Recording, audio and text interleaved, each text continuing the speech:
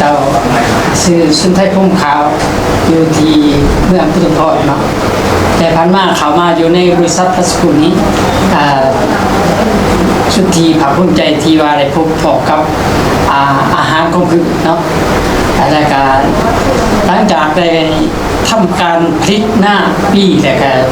ทำสวนมันตัวที่ว่ามันตอบโจทย์หลายเกี่ยวกับการนำใส่ปุ๋ยเม็ดแต่กับปุ๋ยหนักถึงให้ถึงลำได้ถึงมาจากนั้นครับพอข้าพเจ้าก็ได้นำตั้งให้ทีมเพชรกับมังกรถือว่าได้รับผิดชอบพื้นที่เมื่อพุทธพจน์ได้การพื้นที่ส่วนหนึ่งของเมืองปักซองจากสัญญาเป็นที่ภาคภูมิใจที่ได้ไปติดตามและสุขยุ่งให้พ่อแม่ประชาชนได้เข้ามาเป็นสมาชิกของสมาคมพี่น้องสองหาเพื่อช่วยเหลือกันนะครับเพื่อส่งเสริมทำการผลิตให้มีเป็นสินค้าจากนั้นในระยะผ่านมาของเจ้าการได้มีการนำใส่ปุ๋ยแต่ก็ได้ไปเที่ยวเนาะผ่านมาก็ได้ไปเที่ยวหลายจุดคือผ่านบางงานนี้กับเที่ยวอยู่ทั้งเชียงใหม่แต่ในอนาคตตอนนี้กับสิริเกียมไปลองเที่ยวสำราญดีกว่าสวนทะเลกรุงเทพแต่ก็ทะเลแบกเนาะ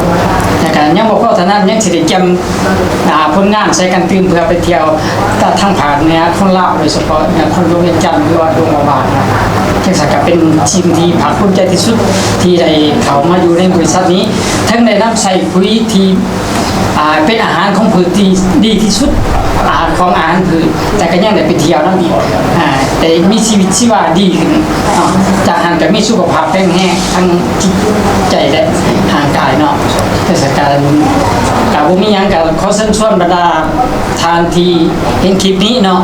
และก็มานำชมใส่เกี่ยวกับผลิตภัณฑ์ของบริษัทซึ่งเป็นผลิตภัณฑ์มาจาก